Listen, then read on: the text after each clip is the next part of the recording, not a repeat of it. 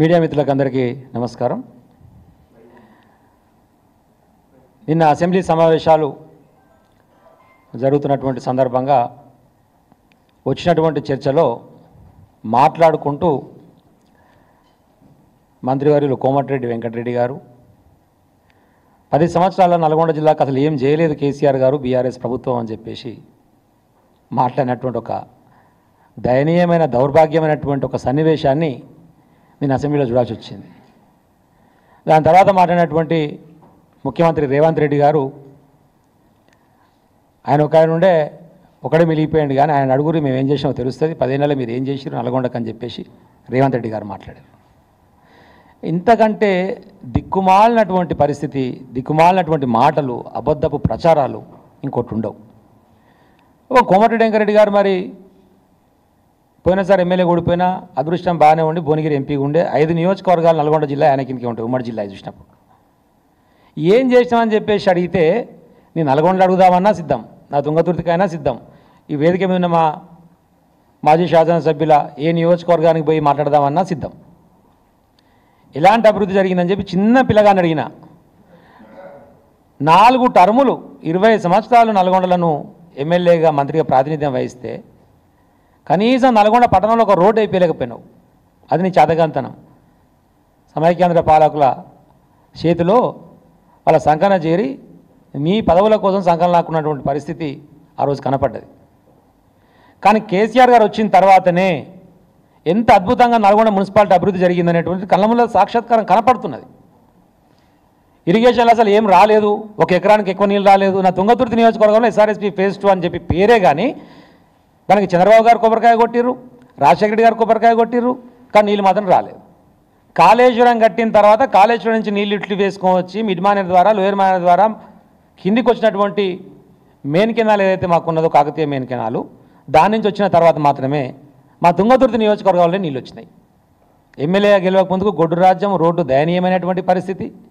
ఆ పరిస్థితి అద్భుతమైనటువంటి రోడ్లు, అద్భుతమైనటువంటి ఇరిగేషను, 24 గంటల కరెంటు, కొత్త సబ్ స్టేషన్లు, కొత్త పాఠశాలలు, కొత్త కళాశాలలు, అద్భుతమైనటువంటి అభివృద్ధి జరిగిందని చెప్పేసి ప్రజలే చూస్తున్నారు. నువ్వు మాట్లాడడానికి వెంటనే చెప్పారు హరీష్ రావు గారు నిన్న వేదికలో అసెంబ్లీలో 3 నూతన జిల్లాల ఏర్పాటు, 3 మెడికల్ కాలేజీలు, ఎయిమ్స్ కాకుండానే కావాల్సినటువంటి ఇరిగేషను, నల్గొండ పట్టణము ఎంత అభివృద్ధి చెంది చూస్తలేవా వెంకరెడ్డి గారు? మీకు కనబడతలేదా కళ్ళ ముందల? ఆయన పొద్దుగా లేస్తే నువ్వు తాగిపోతే నీకేడే కనపడుతున్నటువంటి పరిస్థితి, మాట్లాడేటువంటి పరిస్థితి వచ్చింది అక్కడ. వారు కూడా చెప్పారు అసెంబ్లీలో మొన్న, అసలు బ్రీత్ ఎనలైజర్లు పెట్టాలని నోరే తిరుగుతలేదు మీతో మాట్లాడుతారు అధ్యక్ష. ఈడ కూడా మనం బ్రీత్ ఎనలైజర్ పెట్టి డ్రంక్ అండ్ డ్రైవ్ టెస్ట్ చేయాల్సినటువంటి పరిస్థితి ఉన్నది మనకు అని చెప్పి మాట్లాడితే 5 నిమిషాలు వారిపోయిన అసెంబ్లీకి నిజంగానే టెస్ట్ చేస్తారేమో అని చెప్పేసి. ఇక నిన్న మాత్రం ముఖానికి పౌడర్ వేసుకోవచ్చు, ఇక మునగాని లెక్క మాట్లాడుతున్నాను అనుకొని ఏదో మాట్లాడి హైలైట్ కావాలి, పేపర్లో కనపడాలి, దానికోసం కాదు కదా మాట్లాడాల్సింది. ఉమ్మడి నల్గొండ జిల్లా అభివృద్ధి గురించి నీ ఆర్ఎండ్బి మంత్రివి కదా, ఆర్ఎండ్బి మంత్రిగా 2014 ముందు ఎంత ఆర్ఎండ్బి రోడ్లు ఉండే, 2014 నుంచి 2024 వరకు ఎంత ఆర్ఎండ్బి రోడ్లు ఒక్కసారి రివ్యూ చేయి నువ్వే నీ మంత్రివర్గంలో, నీకే అర్థమైతే ఎంత అభివృద్ధి జరిగిందనేటువంటి. నేను చెప్పే పని లేదు, అసలు మనకు ఆ సోయే లేదు. ఏడాది కాలంలో ఒకనాడు చేసిన రివ్యూ, ఒక్కనాడు. చుట్టూ మా భూపాలరెడ్డి గారు తిప్పలవాడి నల్గొండ అభివృద్ధి చేద్దామని చెప్పి రింగ్ రోడ్ లెక్క ప్రతిపాదన తీసుకొస్తే 3 ఆప్షన్స్ ఇస్తే అత్యధికంగా ప్లాట్లు పోతూ, అగ్రికల్చర్ ల్యాండ్ పోతూ చాలా మందికి ఇబ్బంది అవుతున్నది, ఈ ఆప్షన్ వద్దు అని చెప్పేసి నల్గొండ ప్రజలు మొత్తుకుంటున్నారు. ఇది వద్దు, వేరే ఆప్షన్ తీసుకోండి సార్, ఇక్కడ ఎక్కువ మందికి నష్టం జరుగుతున్నది సార్, మీరు ఇచ్చేటువంటి పైసలు కంపల్సరీ సరిపోతలేదు సార్, 100 మంది పాపం కష్టపడి పేదోళ్ళు, చిన్నోళ్ళు, పెద్దోళ్ళు, ఉద్యోగస్తులు కొనుక్కున్న ప్లాట్ లాగా అవుతున్నాయి సార్ అంటే కూడా లేదు ఆడు పెట్టింది కాబట్టి అది వద్దు, ఇదే పెడదాం. ఏం చేస్తున్నారు పరిపాలన నాకు అర్థం కావట్లేదు.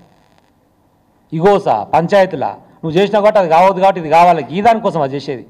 సంక్షేమ కార్యక్రమాలు మాట ఇచ్చినా ఎట్లా అభివృద్ధి చేద్దాం, నల్గొండలో ఇంకా గొప్పగా ఏం చేయగలుగుతాం, గతంలో ఉన్నటువంటి జగదీష్ రెడ్డి గారు ఉమ్మడి జిల్లా మంత్రిగా చేసినటువంటి అభివృద్ధి కంటే నేను ఇంకా గొప్పగా ఏం చేయగలుగుతా, ఏం చేస్తే నాకు మంచి పేరు వస్తుంది, ఆలోచన లేదు. చేసిన దానికి మల కొబ్బరికాయ కొట్టుడు, లేకపోతే మేము చేసామని చెప్పుకున్నాడు, మెడికల్ కాలేజీని తీసుకుపోయి మనం చేసిన దాన్ని తీసుకుపోయి కొబ్బరికాయ కొట్టించే ప్రయత్నం.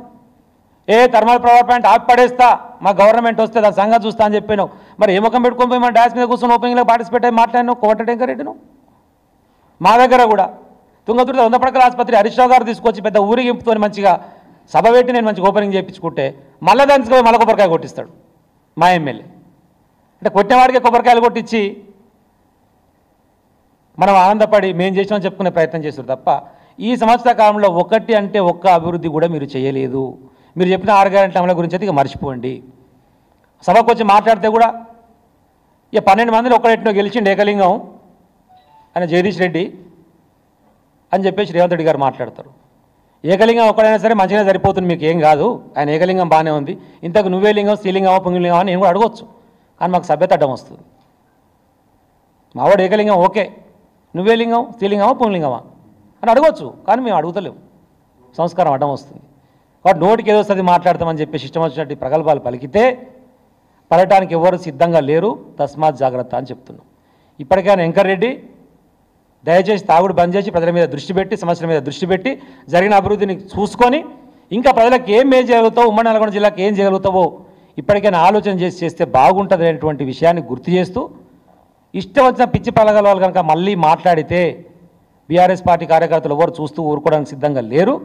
నీకు తెలియకపోతే తీసుకుపోయి చూపిస్తాం, కాదు కూడా అంటే మళ్ళీ ప్రజాక్షేత్రంలో సమయం సందర్భం వచ్చినప్పుడు మళ్ళీ నీకు వరాల్సిన తందులు పడతాయి అనేటువంటి విషయాన్ని మీ అందరికీ కూడా గుర్తు చేస్తా ఉన్నాం.